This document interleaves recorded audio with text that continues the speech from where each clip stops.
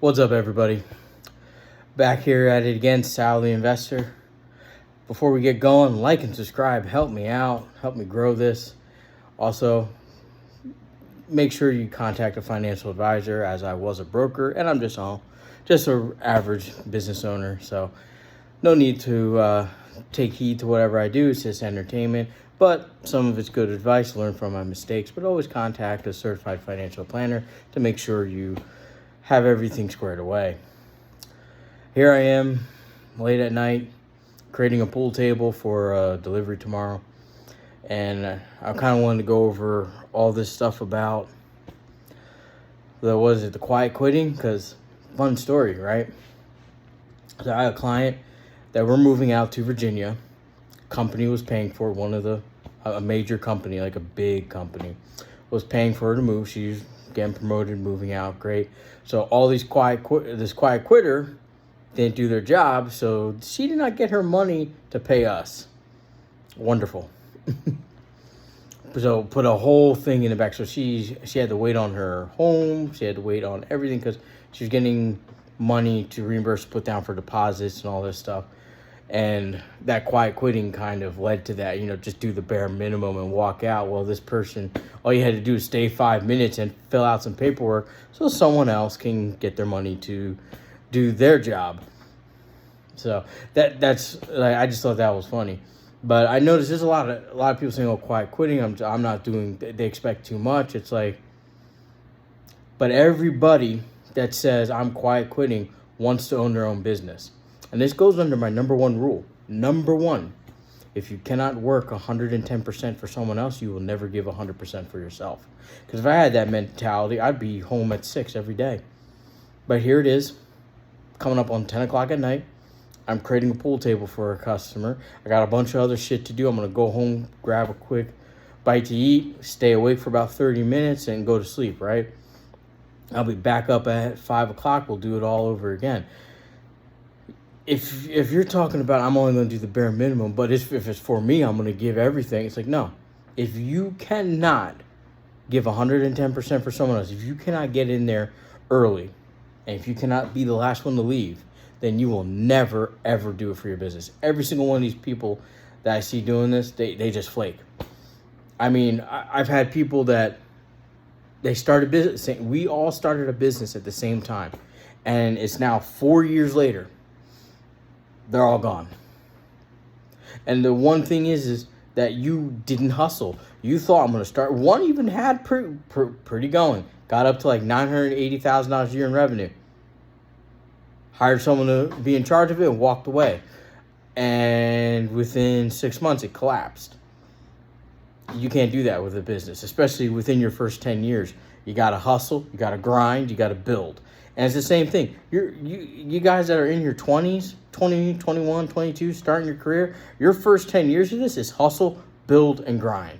It's rough. It sucks. You ain't going to make an impact in 6 months. Let's just be realistic. An impact's going to take maybe a decade, maybe 20, 30 years of a career with a company, longevity with a company to be able to make an impact in that company. You're not going to just show up and say, I made an impact, and you have no experience to draw from. It'd be different if Warren Buffett came to a business. He would make an impact probably within a year. Why? Well, he has, we're getting close to 100 years of life experience. Here you are, 20 years old. Coming in saying, you need to treat me better. And another thing that I get is people are sitting here saying, well, I hustled, and you didn't. There has to be something wrong. I've managed people for 23 years. I may not look it, but I'm in my 40s. And the first thing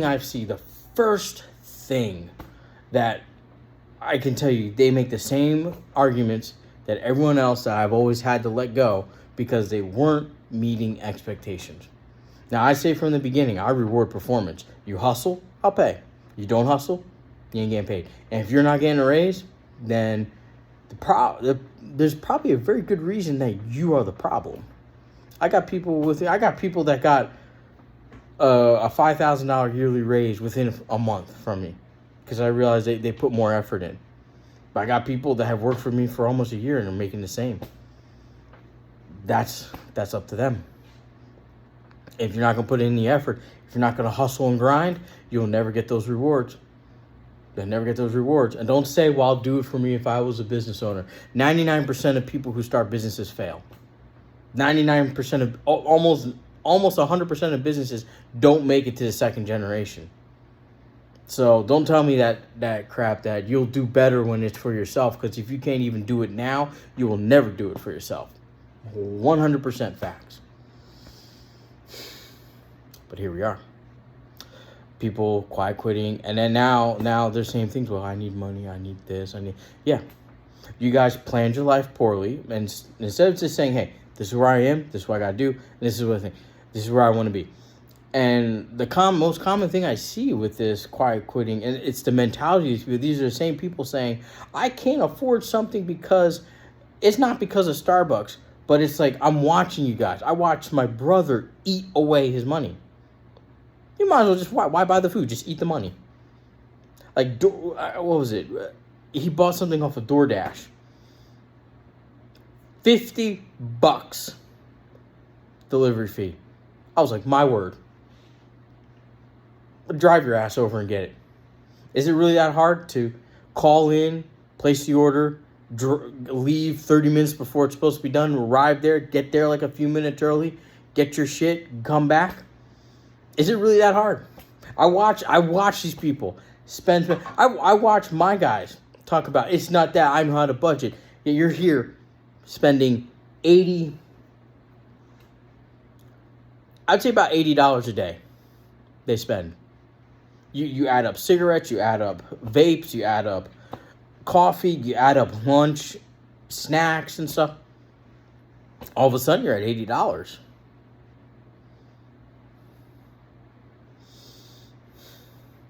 $80. Now you times that by 5 days a week, right?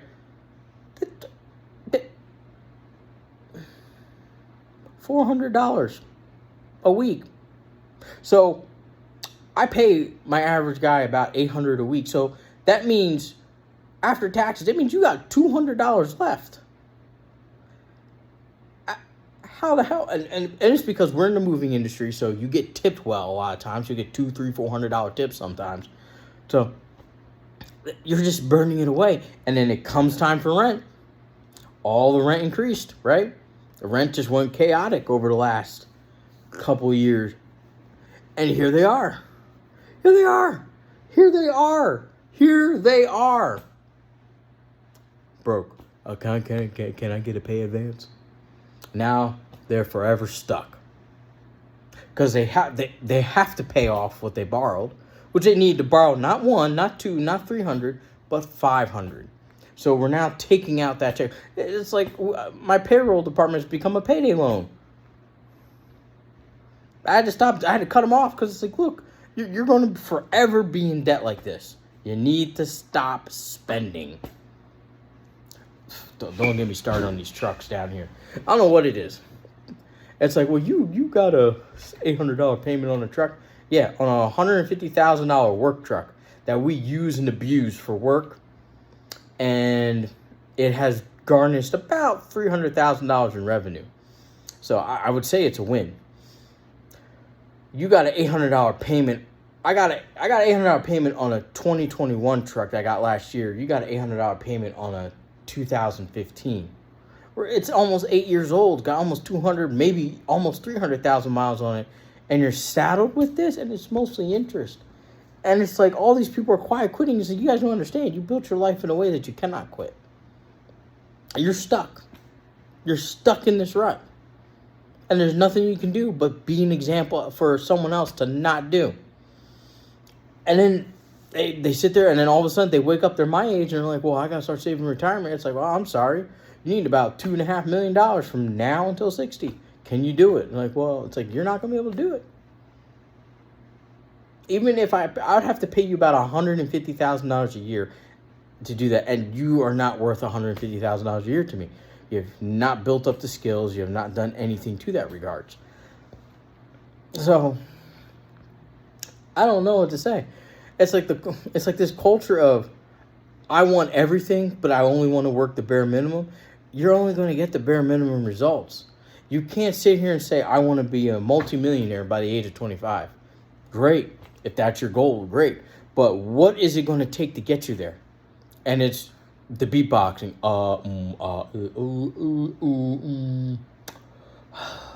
You know, and then before you know it, it's like, well, you don't have a plan to get there. And it's always, well, I'll invest in crypto. Did you do any research? What are you doing? What are you investing in? What's going on? Are you putting away money? Well, I put a little bit of money in Dogecoin. Wonderful. Wonderful. I'm not saying crypto's a bad investment. I invest in crypto too. But that's, how should I put it? That's like, I'm investing in things that I know and understand. And my primary investment is building my dividend portfolio of my stocks. And I just see every time it's like, well, I'm just going to make a lot of money and my life will be great. No, it won't. We didn't even try to get a healthy relationship with money first before we did all this craziness. And it's like, I don't know, it's like that mentality leads to just settling for whatever happens. And then before you know it, you got a couple kids. Some of these people have kids with multiple partners, multiple people, tons of chaos, courts involved, all this stuff. I can't tell you how many times I get letters in the mail from the goddamn child family court about saying, hey, so-and-so needs $400. Oh, and God forbid these guys get an increase. Man, these guys are, it's like, buddy, what are you, it's like one guy, $700 per pay. I was like,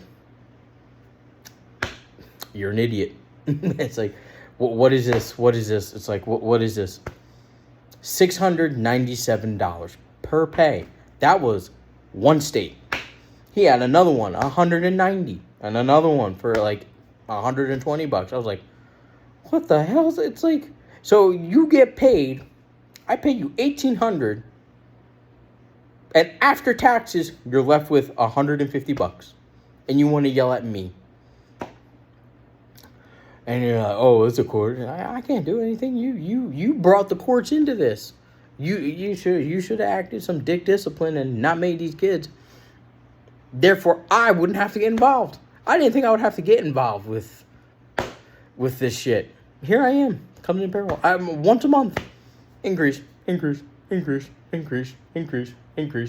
Or I was riding, like one time I was riding because this quiet culture wants to just throw everything under the rug. All these people, he gets fucking arrested for back old child support. He was my helper. It was just me and him out on the route. I'm like, motherfucker. I gotta reroute someone down who's coming out of state back home, has to work another 3 or 4 hours because you can't keep your dick in your pants and or pay your child support. Man, this is some fucking bullshit right here. Every single time. It's like I'm watching this quiet quitting where, treat me like a human being. It's like you're not even treating the other people that you're interacting in life with as human beings. You're not taking into account how your screw-ups are affecting everyone else. And then you're complaining that no one wants to invest in you. Who wants to invest in that? Why would I want to put money into someone leaving? And then you have the audacity to say, well, I got kids. It's like, so does that person. So it's like, everybody got kids. Like, well, what's going on here? It's the same thing over and over again.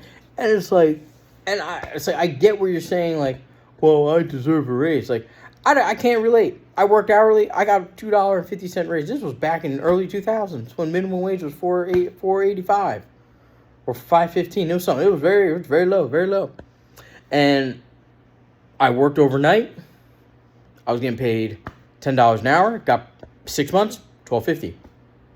6 months again, $15 an hour. So I was getting paid $15 an hour base. By the time I left that company, this was just a convenience store. This was Wawa. By the time I left that at the age of 24 to go pursue a career in finance, by the time I left that, I was making $27.50 an hour. And I was working 80-hour weeks. I was getting extra money. I paid off debts. I saved money. I had about $150,000 in cash after 2 years because I worked so much. My employee ownership thing was maxed out. So when I left, they gave me another $40,000. I had a 401k of about, I think it was about $10,000 because I was just doing the bare minimum. And I was able to I had my own condo. So here I am, 24, net worth $1 million off of an hourly wage job because I decided that, hey, instead of me complaining about the job, I'm going to work hard and improve. I never complained. Now, I will say that because I was a very quiet person, so I just did the job, and when someone else didn't do it, I took over without being asked or told to do it. And so that left me in a position to where people did take advantage of it. And it wasn't management that took advantage of me. It was my other coworkers. And it's these same people that quiet quit and all that stuff. They take advantage of other people. Like, you have to be able to look outside you and look and think about how your actions are affecting your group. If you're not getting a raise, you have to look back and analyze, am I really doing a good job? What does it take? You guys don't even sit down with your boss and say, hey, look, you're not giving me a raise. I keep asking, I'm not getting it. What do you need to see from me? Obviously, I need to improve on something. You don't say that way. You just say, you don't appreciate me, so I'm going to leave. And then you have the same problem. And instead of self-improving, you're just leaving and trying to see if someone else will accept your bullshit. And we used to call them something 20 years ago. It was called loser. They end up being a loser. They end up being a pookie. They end up being a ray-ray. They end up being broke, and not having anything. Instead of just saying, hey, I'm going to work hard and build. And it's always, well, I deserve a house. Did you pay for it? Because you got to pay people to build the house. Everybody wants a nice, brand new, modern home. Well, there's construction workers. There's the people who sold the floor plans. There's the architect. There's the designer. There's a lot of people that worked to build that house that you want to be in. So you have to compensate those people. And how we compensate people is with currency. That's how the economic system works. You compensate someone else's work, time, and labor with money. And we collect money off of our labor to pay for goods and services. I don't know where Gen Z and millennials forgot this shit. I have no idea where they happened. But you're going to learn a hard lesson because life don't give a shit. Life don't care. Life's unfair. It don't care. It's going to knock you for a loop. It's going to give you a 2-piece and a biscuit. It's going to hit you harder than any professional boxer can ever hit you. It's going to hit hard. And when it hits hard, you tend to fall. And that's my warning. So instead of complaining, go up to your boss and say, hey, what do you need from me to get to this level? What do I need to do to get to being an assistant manager? That's what I always said. I didn't go up and say, I deserve to be assistant manager. I walked up to my boss and said, hey, I want to be assistant manager. What are my strengths? What are my weaknesses? How can I improve? They said it. I did it. I got promoted. Next step, I want to be a general manager. This is what do I need? What do I need to do? This, fixed it, enhanced, moved on. And somewhere along the line, people forgot that you got to be a hard worker to get the things that you want. And I've never seen anyone be worth 7, 8, or 9 figures, or 10, or 11, or even 12 figures. We've never seen them not work. They worked hard, exceptionally hard. So we need to stop the bullshit, stop the cap, because we know that they worked very, very hard to get the stuff that they want. Well, I'm going to get back to creating this pool table. I'll hopefully have some more videos for you guys. We're coming to the end of the busy season of moving. Well, not in this area. It doesn't end until Thanksgiving. So we're still busy. Growing the business, failing, succeeding in other areas. Doing investing. Crypto's going well. XRP's going well. So we'll see where we're going. I'm going to do a video tomorrow. Be a little bit more dressed up. a little bit before this. Been working in the warehouse all day. That's where I've been at. In this warehouse. All day. It's very sad. Anyway, check you guys later. Like and subscribe. That was just kind of a rant. But like and subscribe. Follow me on TikTok. I post all my buys and my alerts and what I'm looking for there.